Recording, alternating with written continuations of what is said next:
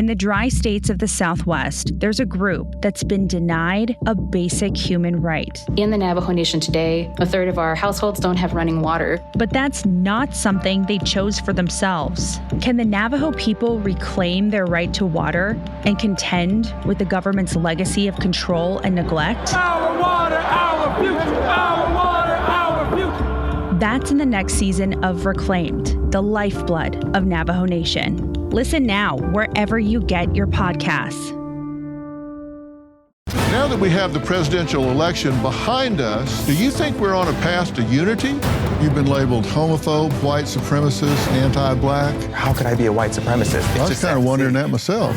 He supports Texas becoming its own nation. My son's murderer had been deported 4 times, thumbed his nose at our immigration laws for a 5th time, and for fun blew my son's brains out. A look at the great divide that we all need to work on closing.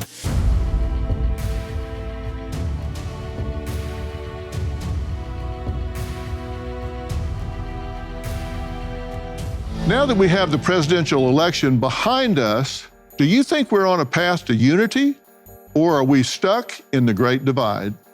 The Harris poll conducted a survey for the American Psychological Association right before the election. Of the adults they questioned, 77% said that the future of our nation was a significant source of stress in their lives. That's a lot of stressed people. Now, you've heard me say time and time again that we need to treat each other with dignity and respect regardless of our political views. I realize that's easier said than done for some folks. Tonight, a look at the Great Divide that we all need to work on closing, from those who want their states to secede to those who struggle with family conflict. Let's start with Xavier. Growing up, I would describe my dad as a far leftist and my mom as a liberal. They often viewed everything through the lens of race. We were in Southside Chicago until we moved to Pontiac, Illinois. That town was 95% white and only had about 10,000 people there. It made it really hard for me to find myself because living in this town that's majority white, I always felt like I was too black for the white kids. I started leaning into Black Lives Matter and all these different Marxist belief systems.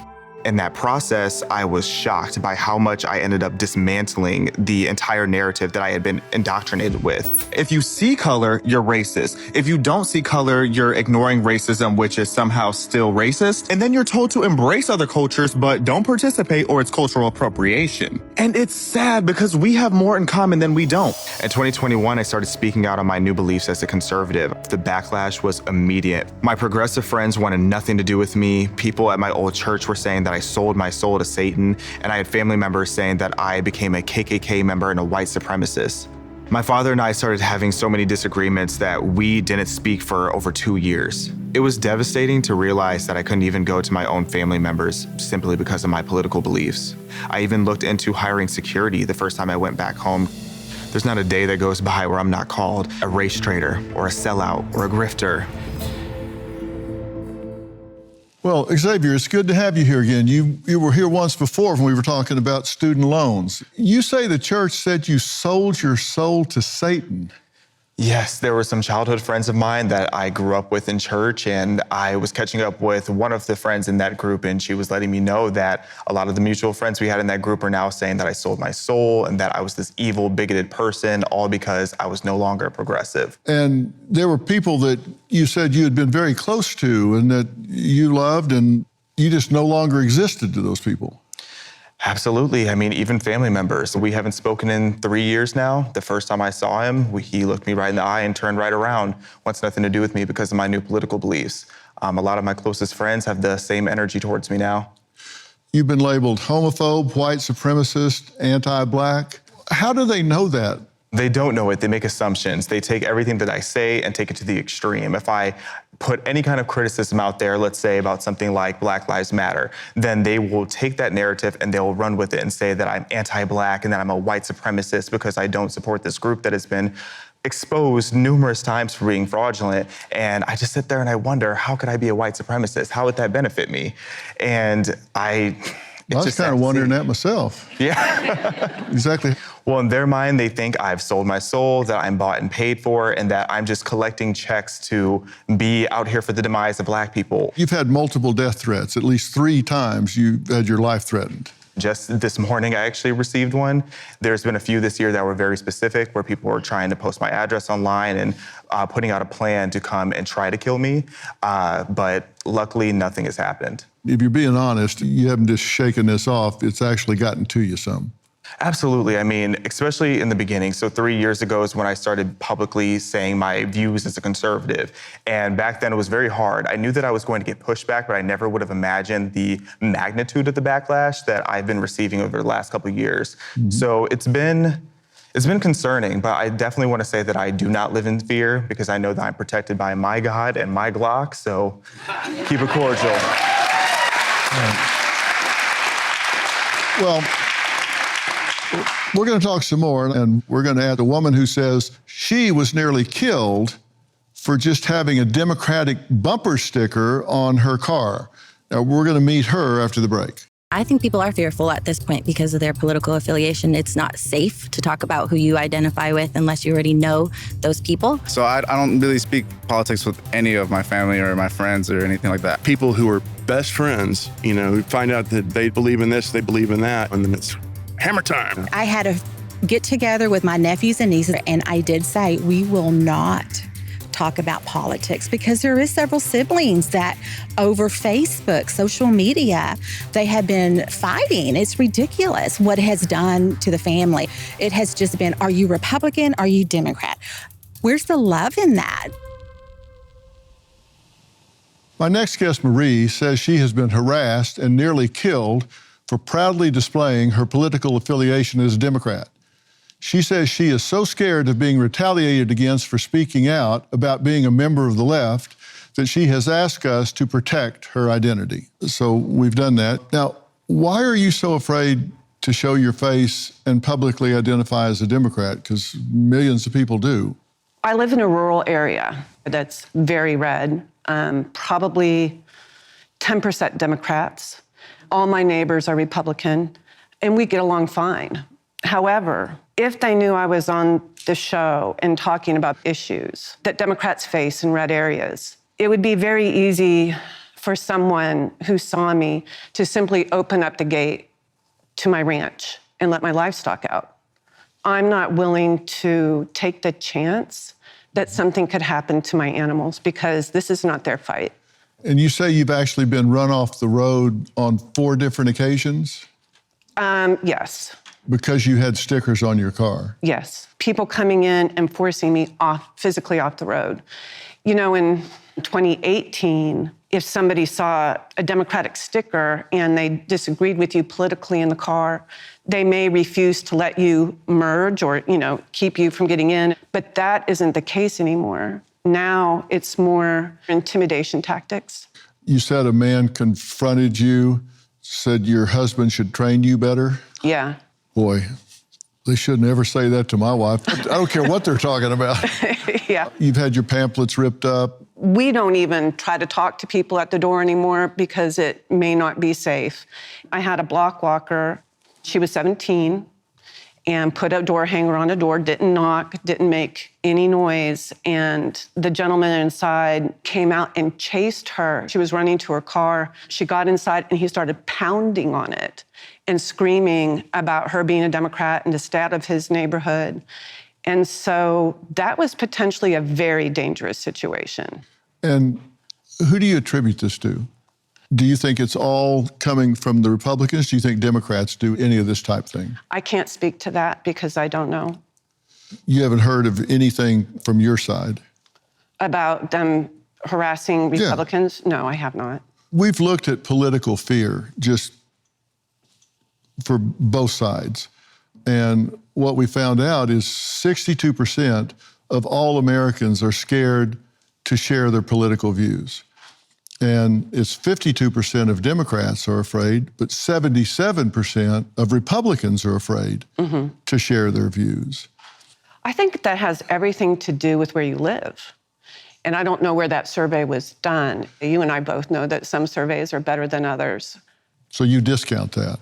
I think that if you're a Republican and you live in a very blue area, then you are going to be reluctant to share your views. But I think that if you're a Democrat in a red state or a red area, you are going to experience the reverse. I can only speak to my own experience and what's been happening to people I know. So you don't think that one side has a monopoly on harassing the other side? Some of the Republican rhetoric is dangerous. Just can't acknowledge that it's both sides. I guess I can't. The rhetoric coming out of the top Republican leaders is very different than what the top Democrats are saying. I'm not saying it's one side or the other. I'm saying it's both sides. Yeah. All right, next, a former teacher who claims he was fired for standing up for his conservative beliefs. We'll add him to the conversation after the break. Every notification on your phone announces another wave, a hurricane threatening lives, an East Coast labor strike threatening our supply chain, an international conflict threatening our peace, or an assassination attempt threatening our democracy. Supply chains for medications can be unreliable, but there's a way to feel safer in this uncertain world. Please research how to get your own supply of medications in case of a small or more significant emergency. I urge you to invest in a Jace case today. It's an emergency medication kit containing life-saving antibiotics that treat the most common and deadly bacterial infections. You'll fill out a simple online evaluation and customize your case to include add-ons like ivermectin, EpiPens, and more. The time to prepare is right now. Mention my name and you can receive a discount on your Jace case. Just go to jace.com and enter promo PHIL at checkout. That's promo code PHIL at jace.com. Get the right meds the moment you need them. Are you overwhelmed with back taxes or unfiled returns? Well, you don't have to face them alone. Tax Network USA is here to help. Tax Network USA, the nation's premier tax relief firm, has negotiated over $1 billion in tax relief for clients. Our services include penalty forgiveness, hardship programs, and offer in compromise solutions for lump sum settlements. Whether you owe $10,000 or $10 million, our experts are ready to assist you. Even if you're behind on taxes due to missing personal or business records, Tax Network USA can guide you through the process. Protect your financial security with guidance from Tax Network USA. Our experts provide strategic advice on reducing or eliminating your tax debt.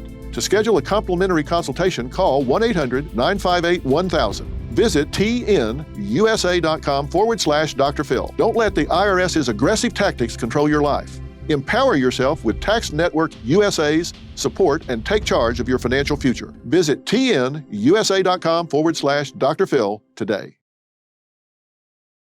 I have definitely had friends that are Republican, but they were afraid to say that they were because they get a lot of backlash. And sometimes if you're Republican, they'll, blacklist you. I would say I'm not super happy about telling people that I'm a Democrat because most people that I work with and my whole family are Republicans, so it's not a comfortable conversation to have with them. There's always going to be some kind of argument. I do feel like I'm heavily discriminated when I say I'm a Republican. My friends that are Democrats will not consider my opinion. Absolutely not. I've even heard of a new dating thing that if you're a Republican and the person you're going out with for the first time is Democrat, you may as well just forget about it because it'll never work. My next guest, Jonathan, claims he knows what it feels like to be canceled for having a strong political view because he claims it cost him his job as a teacher.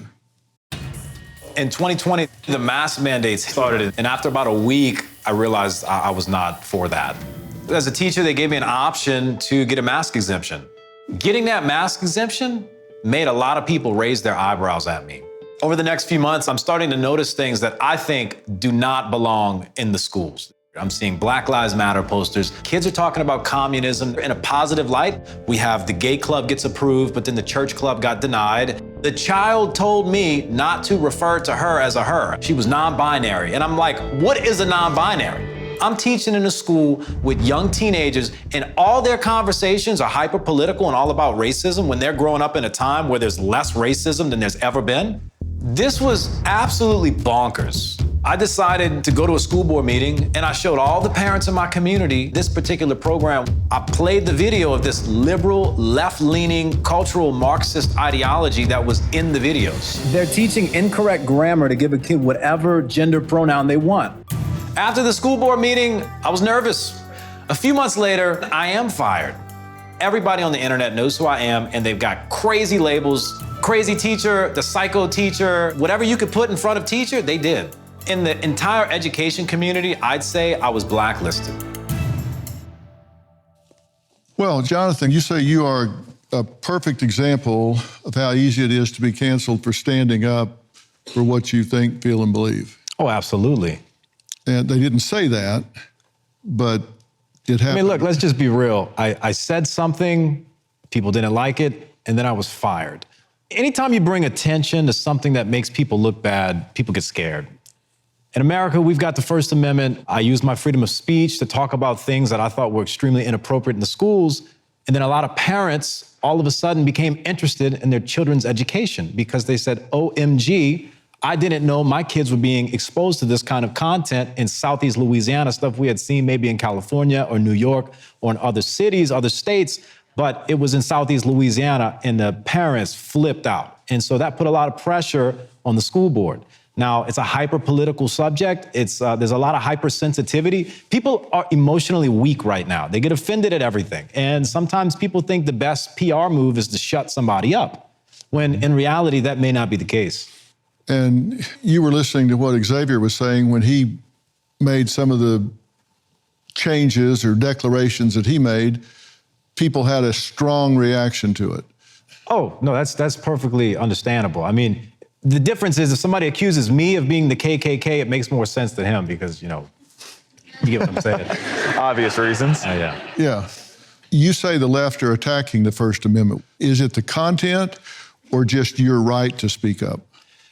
You have the right to speak up if you agree with the left.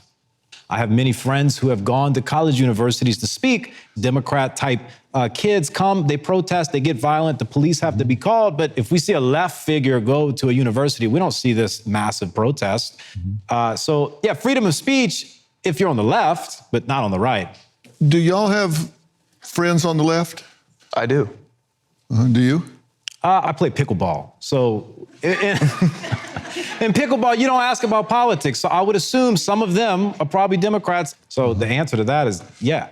Maybe that's what we need, is everybody start playing pickleball.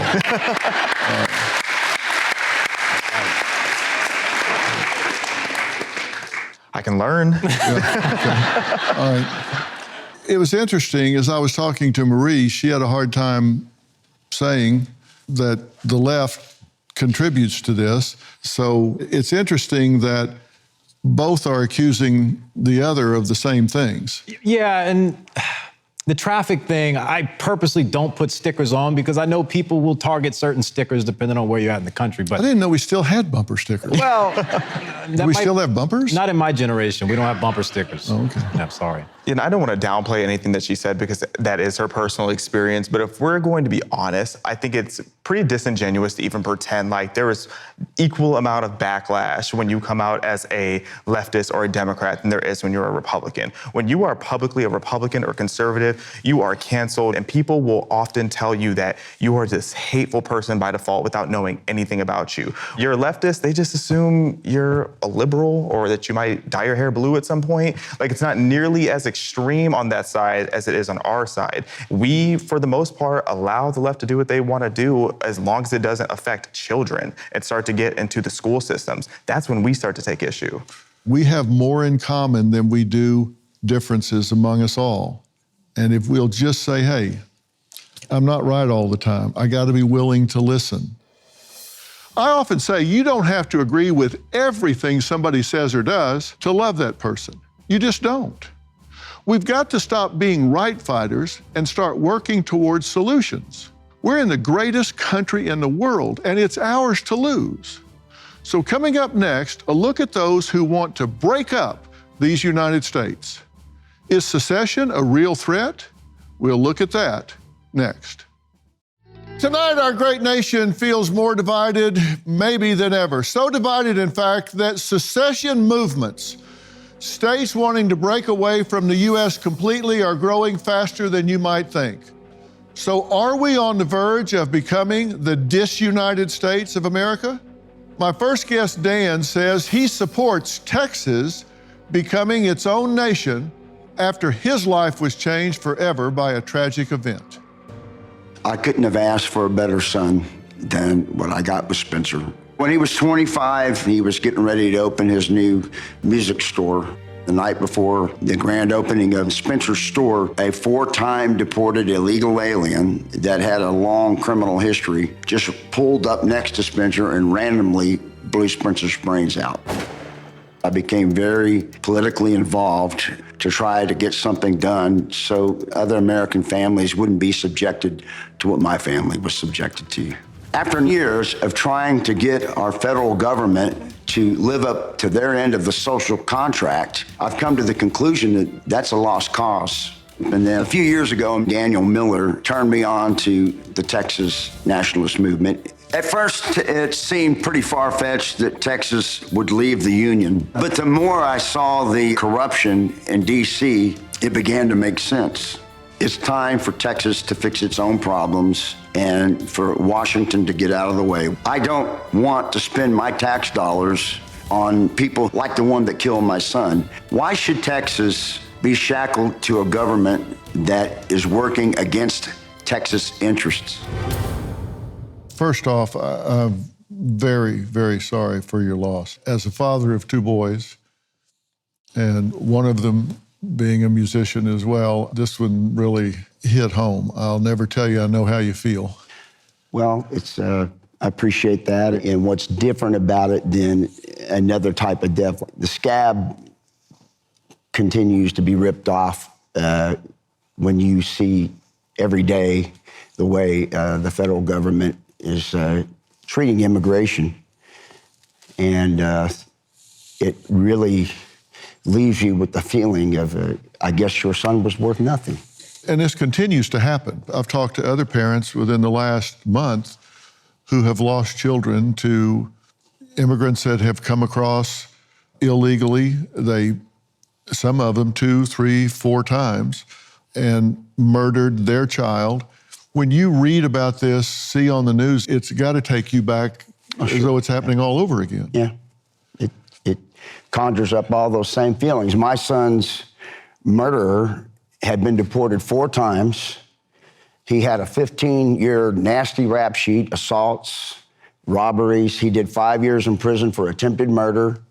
He just thumbed his nose at our immigration laws for a 5th time, set up shop in Houston, and on January 31st of 2015, at a red light, he just randomly, for fun, blew my son's brains out.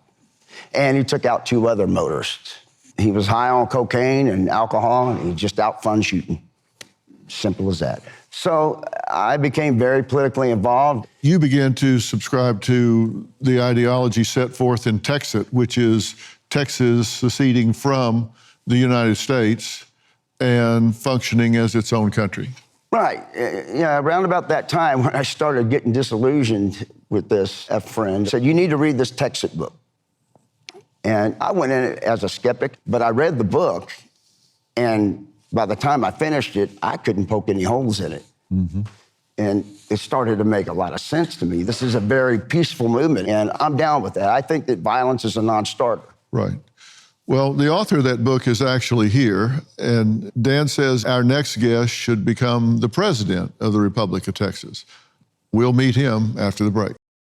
Christmas is the perfect time to share the gift of comfort and luxury with your loved ones. Cozy Earth makes it easy with their bamboo sheet set, a true holiday favorite. These sheets are ultra soft, breathable, and guaranteed not to pill for 10 years, ensuring restful nights and serene escapes every day. Cozy Earth stretch knit bamboo pajama sets for men and women are another can't-miss gift this season. They're perfect for unwinding at home, offering unmatched comfort and style for those treasured moments of relaxation. Cozy Earth is all about transforming your space into a sanctuary of tranquility. They're responsibly made temperature temperature-regulating, durable fabrics make every product a thoughtful investment in comfort. Order by December 13th for free shipping or by December 20 with expedited delivery. Head to CozyEarth.com/Phil and use code PHIL for up to 40% off. Give the gift of luxury this holiday season.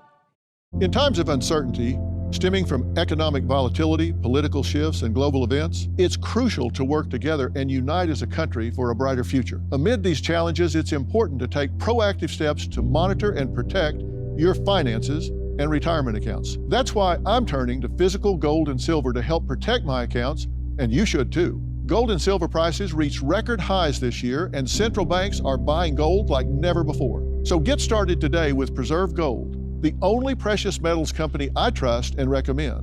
They have hundreds of five-star reviews and millions of dollars in trusted transactions. Preserve Gold is giving away a free precious metals guide with information on how to help protect your accounts. Just text Dr. Phil to 50505, and you can get up to $15,000 in free gold and silver with a qualified purchase. So don't wait. Text Dr. Phil to 50505 to claim this exclusive offer from Preserve Gold today.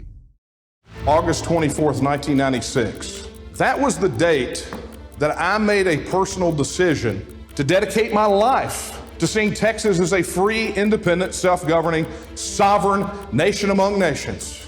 And from that time to this, there has never been a time where we are closer to Texit happening. Well, I'm back with Dan, who joined the Texas Nationalist Movement, or Texit, after his son was murdered by an illegal immigrant. Also joining us is Daniel, who is considered the modern-day founder of the Texas Nationalist Movement, or Texit as it's called. You actually wrote a book about this, and your life is dedicated to fighting for Texas independence. Fair statement? I would say that's fair. 1996, I made the decision to work to see Texas become an independent nation. And why that solution instead of working within the system? Well, I tried that. It is very clear that the federal government is unfixable. Because if you think back to how long, every 2 to 4 years, we get paraded by some political messiah who's going to reduce the debt, end federal overreach, to shrink the government. But what have we seen? We've seen the exact opposite thing happen. At what point do you begin to look at the federal debt and say, well, look, this is fiscal child abuse. You know, this is going to be something that we're going to crush our children with. You know, how many Spencers do we have to have before we say we have to do something different? And ultimately, that's what it was. It was a realization that the federal government was unfixable. We simply want the right to govern ourselves. Look, this has been done 140 other times over the last 70 to 80 years. Well, why not us? You know, how is it that those countries are so much better than us that they can govern themselves? They can control their own border and immigration. They can have their own military and defense policy, their own currency and tax policy. Well, hold it. You're leaving out a big part of the story, though. How many of those that have declared themselves sovereign is it working out for? It's not always a happy ending, but you have to look at where a lot of those folks started from, right? A lot of those places were not set and suitable, but here we are in Texas. We have the 8th largest economy in the world. If Texas can't make it as an independent nation, then who can? And if this happens, do you see any problems associated with it? I don't see any problems. Do we have challenges? Sure, but don't we have challenges now? Yeah, and you rightly state that Texas is huge in terms of their economy. Texas is $1.59 trillion, 10th in the world. How much of that money comes from the federal government? If you listen to the pundits and the pollsters, particularly of the progressive variety, they will tell you that Texas can't survive without federal money. But when you take the federal pension benefits out of the equation, what you end up with is Texas overpaying anywhere from $103 to $160 billion annually into the federal system. Do you in any way think that you're trading one government for another government, that you're not going to have a lot of the same issues with a government as big as the one that Texas or California would have. I mean, come on, human nature is what it is. Look, we're not promising utopia, but what we do have that is different than our arrangement that we have with Washington, D.C., is we have a say in it. You're acting like you have some new system that you aren't going to have bureaucrats in there. Are you kidding me? You're going to have government, but you're not going to have 2.5 million unelected federal bureaucrats with 440 separate agencies. Yeah, you have a lot of buts in your argument, and but means forget what I just said. I'm now going to tell you what I really mean. You're going to be facing the same situation you're facing there, just on a smaller scale with fewer resources. Well, but we have a say in the matter. All right, next, a woman who says the federal government is rotten, corrupt, and failing to serve the will of the people. How she's working for secession in her home state. We'll add her to the conversation when we come back. Our next guest believes it's not a matter of if, but when her state of New Hampshire successfully becomes its own sovereign nation. In 2008, I moved to New Hampshire to be with a bunch of like-minded libertarians. It was an amazing experience, and I love it there. Over the next 4 years, I discovered that there was an appetite amongst Granite Staters for independence. So then we thought, can we peacefully secede from the U.S.? And how would we do that? We started the Foundation for New Hampshire Independence, and its mission is to secede from the U.S. government. We all understand now the system is broken. Undeclared wars, too much money printing, the inflation, it's not sustainable. New Hampshire citizens pay more in federal taxes to the government than we get back.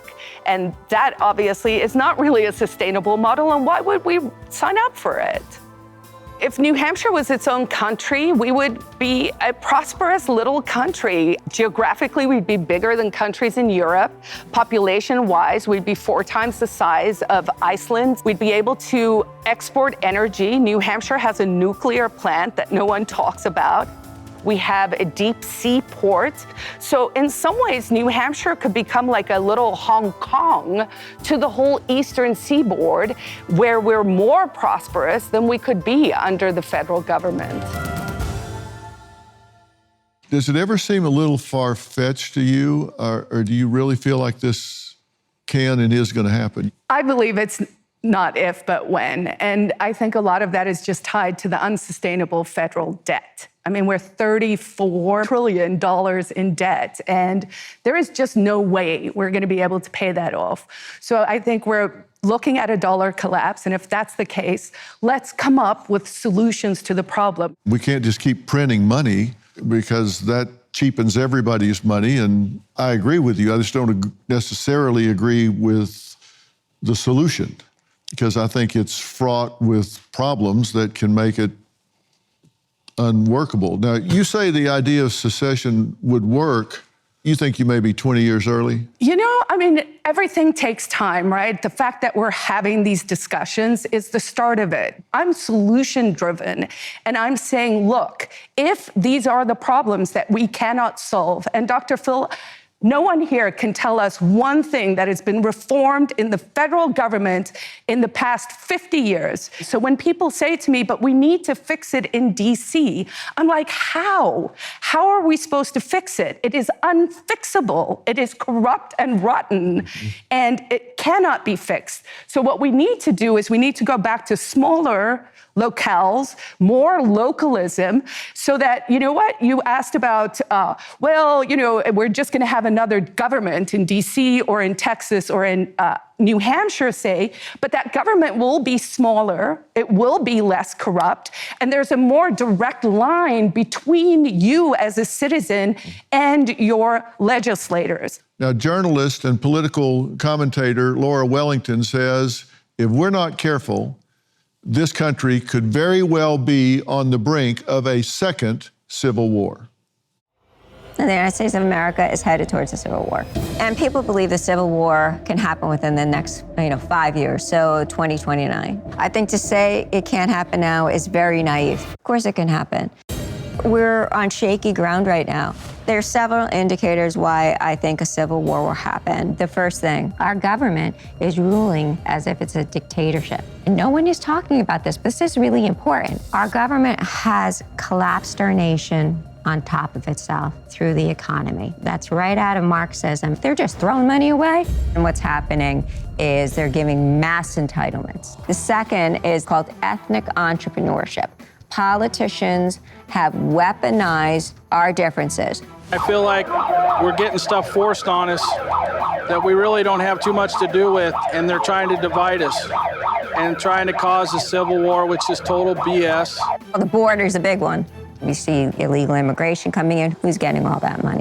It happened in Germany with the Muslims. The Germans are up in arms because all of the Social Security that they're supposed to get and they worked for are being given to the Muslims because there's so many Muslims came into their country.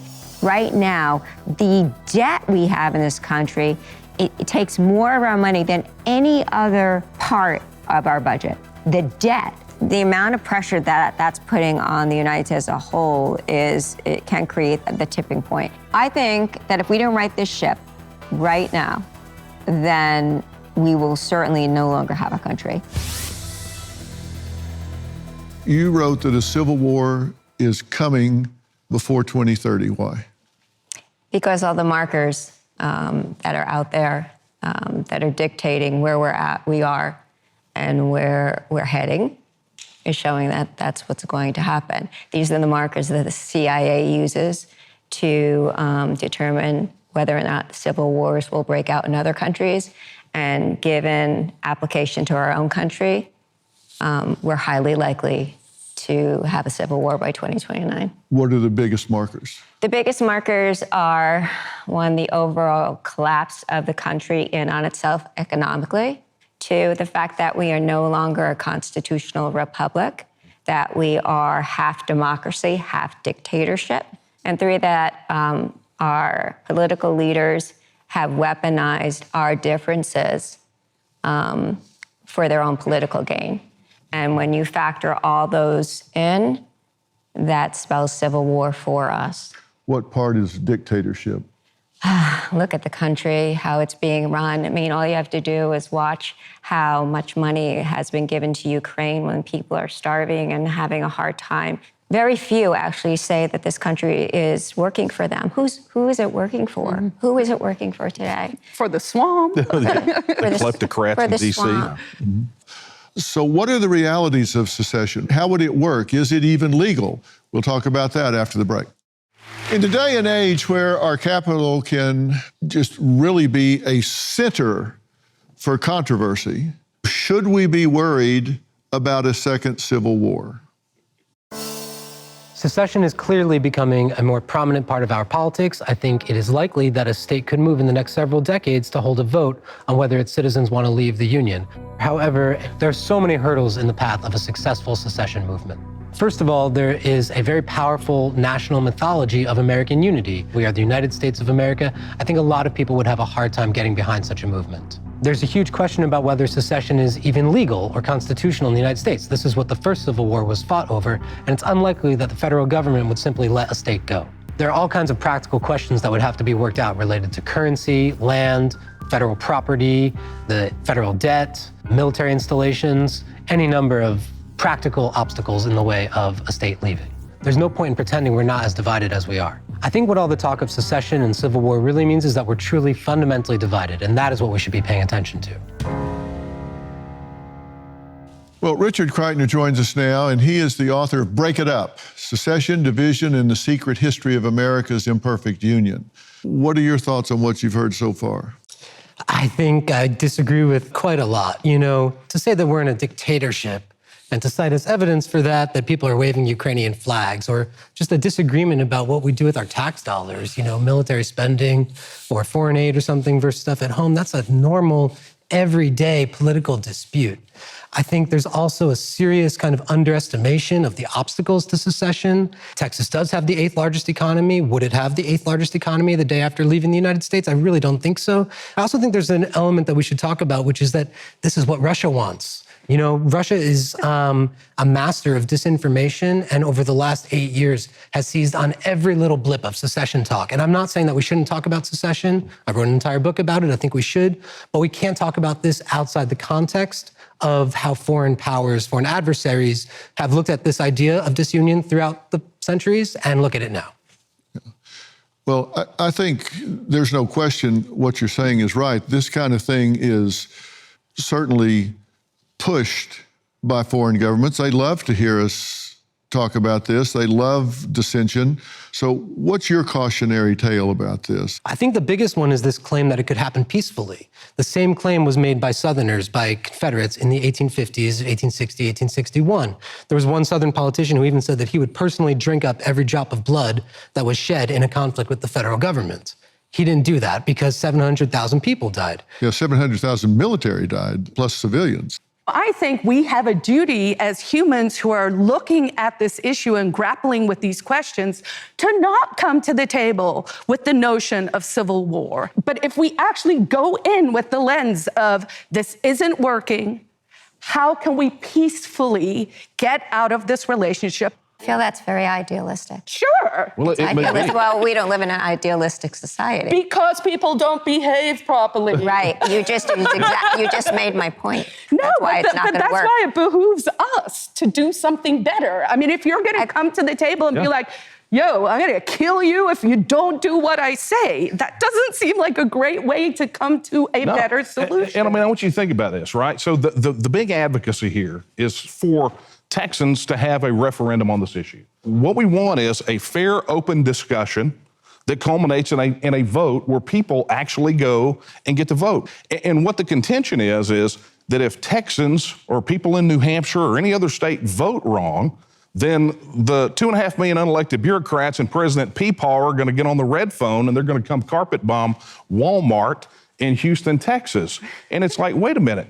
If we're ascribing that sort of behavior, if we're failing to act on our right of self-government because that's the fear, then what does that tell us about Washington, D.C.? That they're going to behave like North Korea or Syria or any of these other dictatorships? I mean, what does that say about them? But let me point something out. That kind of argument is reckless.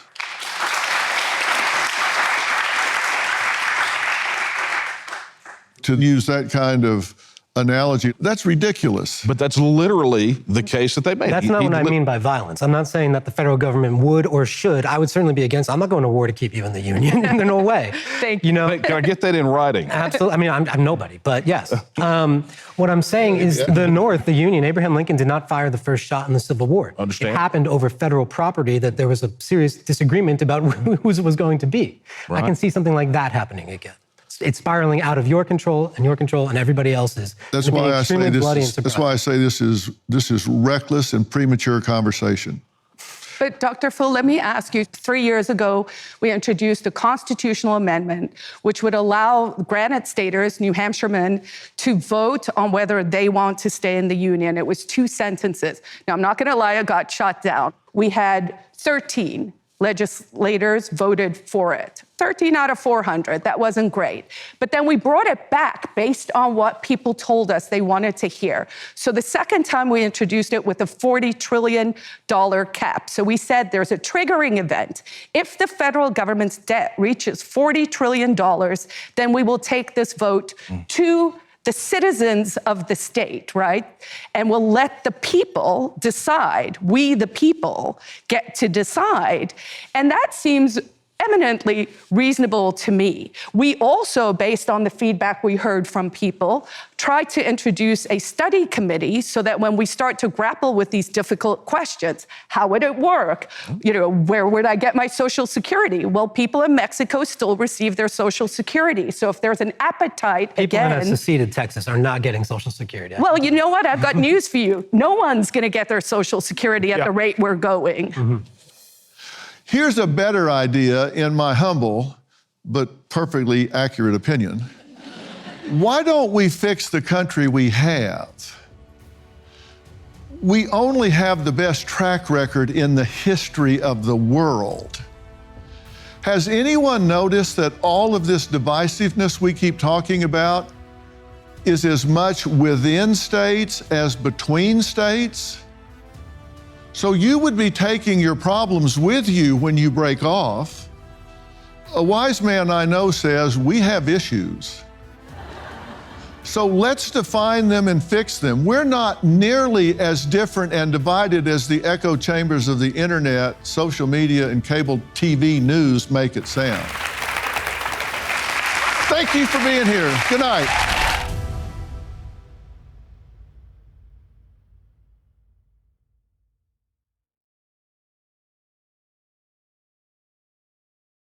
From navigating headlines. Fentanyl poisoning more prevalent than COVID deaths, car accidents, and even suicide. To a proven strategy for success. If you do that every day, it changes the way you go through this world. That then translates into something physical as well as something chemical in your brain. Critical and relevant information to help you navigate through life. It leads to a higher degree of success. Fill in the blanks. Available on Apple Podcasts and Spotify.